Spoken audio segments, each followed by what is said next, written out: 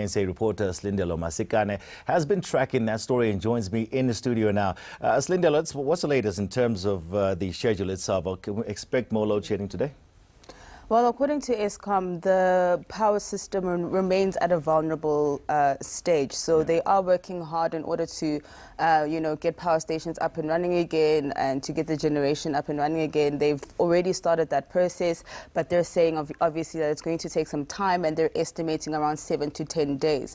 And within the 7 to 10 days, we're expecting wage negotiations between the power utility as well as unions to resume. As you'd know, we're in this situation because the talks deadlocked last week when Eskom stated that they weren't going to give any increases really, and putting a 0% wage increase for employees at Eskom, which the unions have of course rejected. One of the key things is that they start those talks tomorrow, obviously, and the key question has got to be, can Eskom actually afford those increments? At this, it really doesn't seem that way, because we know that Eskom is really cash-strapped and has been, a site of rampant corruption over the past couple of years. When I spoke to Kulupasiwe, the spokesperson for Eskom, and I said, where exactly will the power utility really get money in order to implement any kind of wage increase? And he said that the board is going to have to kind of set that kind of direction and say where exactly they're going to get that money from, because, I mean, they're saying that they can't afford any kind of wage increase. So, and we have unions that have demanded a 15% wage increase. So it's really going to be interesting to see exactly where Eskom will get this money from, because they've over the past couple of years stated how, they're in a financial crisis, and the unions really blaming it on executives at Eskom for the financial situation it finds itself in. And they're saying that workers can't be the ones to bear the brunt of the financial chaos and financial mismanagement of Eskom's utilities. There's been, with the issue of sabotage, now the unions are saying, listen, we don't know anything about this. Eskom are saying it is the striking workers, or some of the striking workers, that are sabotaging the system. Where do we stand at the moment? Is there any clarity yet? There's no clarity, Tony, on that. All we know is that after the announcement of Eskom of the 0% wage increase, unions began to mobilize their members and saying that they were going to picket outside power stations as well as the head offices at Megawatt Park at around lunchtime on Thursday. But I was in Hendrina for most of the week last week, and I was very close to the Hendrina Eskom power station, and workers over there started protesting the day before.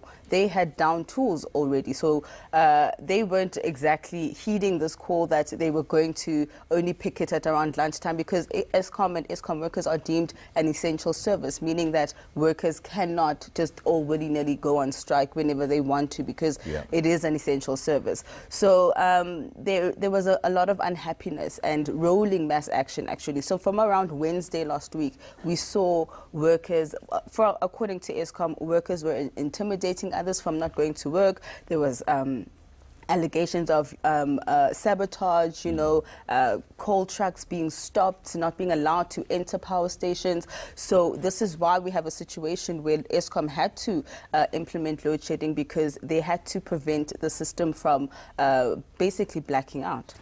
So, Slindelo, lastly, the way you see it now, their fears, everybody's out there thinking, oh no, we're going back to 2008 here.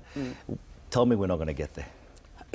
All we can do is really be hopeful that these negotiations go well and that there is some kind of compromise from either party. Eskom has taken off that 0% wage offer, and so it's up to now, up to unions as well as government as well as the power utility to kind of find a compromise as to how much of an increase can the utility be able to handle for this year.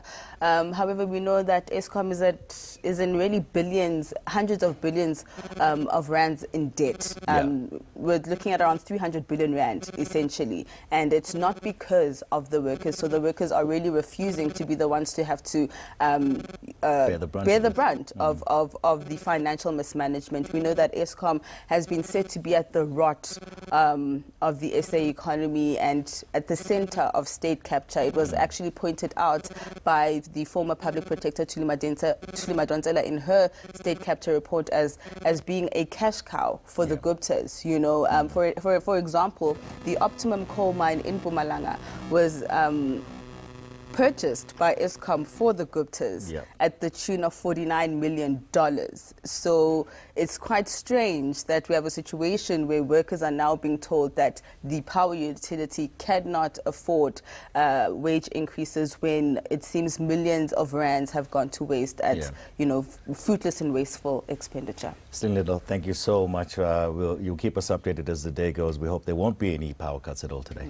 All right, thanks a lot.